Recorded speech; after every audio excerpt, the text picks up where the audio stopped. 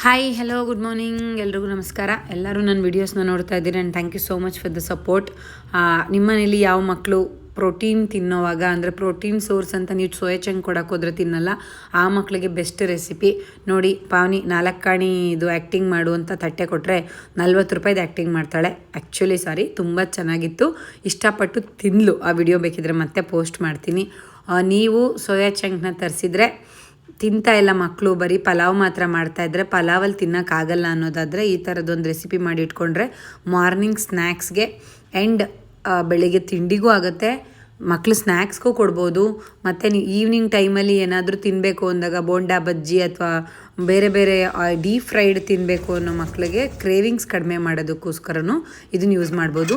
So ನಾನು ನೀರಲ್ಲಿ ಒಂದು ಟೊಮೆಟೊ ಹಾಕಿ ಅದನ್ನು ಚೆನ್ನಾಗಿ ಕುದಿಸಿ ಅದಾದಮೇಲೆ ಅದನ್ನು ತೆಗೆದು ಮಿಕ್ಸಿ ಗ್ರೈಂಡರ್ಗೆ ಹಾಕಿ ಟೊಮೆಟೊ, ಮೆಣಸಿನ್ಕಾಯಿ, ಶುಂಠಿ, ಬೆಳ್ಳುಳ್ಳಿ ಹಾಕಿ ಅದಕ್ಕೆ ನಾನು ಕಡಲೆ ಹಿಟ್ಟು, ಜೋಳದಿಟ್ಟು ಮತ್ತು ಹೆಚ್ಚಿರೋ ಸೊಪ್ಪು, ಯಾವ ಸೊಪ್ಪಾದರೂ ಯೂಸ್ ಮಾಡ್ಕೋಬೋದು ನೀವು.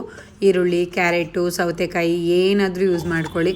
ಅದಕ್ಕೆ ಸ್ವಲ್ಪ ಜೀರಿಗೆ, ಸಾಲ್ಟು, ಕೊರಿಯಂಡರ್ ಪೌಡರು ಮತ್ತು ಸ್ವಲ್ಪ ಚಿಲ್ಲಿ ಪೌಡರ್ ಮತ್ತು ಅರಿಶಿನದ ಪುಡಿನ ಆ್ಯಡ್ ಮಾಡಿಕೊಂಡು ರುಚಿಗೆ ತಕ್ಕಷ್ಟು ಉಪ್ಪು ಹಾಕ್ಕೊಂಡು ಚೆನ್ನಾಗಿ ಕಲಿಸ್ಬಿಟ್ಟು ಅಲ್ಲೇ ಇಡಬೇಕು ಅಂತೇನಿಲ್ಲ, ಇಮಿಡಿಯೇಟಾಗಿ ನೀವು ಅದನ್ನು ರೊಟ್ಟಿ ಥರ ಮಾಡ್ಬೋದು, ಕಟ್ಲೆಟ್ ಥರ ಮಾಡ್ಬೋದು. ನೀವು ಬಟರ್ ಪೇಪರ್ ಮೇಲೆ ಸ್ವಲ್ಪ ಆಯಿಲ್ ಹಾಕ್ಕೊಂಡು ಅದನ್ನು ರೊಟ್ಟಿ ಥರ ತಟ್ಕೊಂಡು ಎಷ್ಟು ಸೈಜಿಗೆ ಬೇಕು, ಕಟ್ಲೆಟ್ ಥರ ಮಾಡೋದಾದರೂ ಕಟ್ಲೆಟ್ ಥರ ಮಾಡ್ಬೋದು.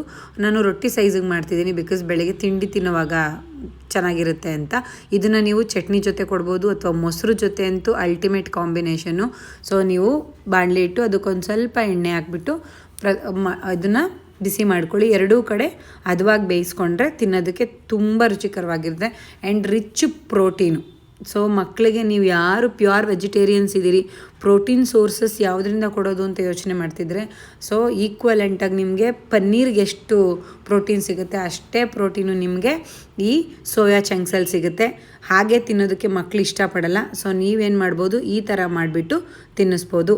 Thank you so much. ಈ ವಿಡಿಯೋನ ನೋಡ್ತಾ ಇದ್ದರೆ ನೀವು ನನ್ನ ಪೇಜ್ನ ಫಾಲೋ ಮಾಡಿ ಅಂತ ಹೇಳಲ್ಲ, ಬಿಕಾಸ್ ಇದರಿಂದ ಬೆನಿಫಿಟ್ ಇದೆ ಅಂತಂದರೆ 100% ನೀವೇ ಫಾಲೋ ಮಾಡ್ತೀರಾ. Thank you so much for watching.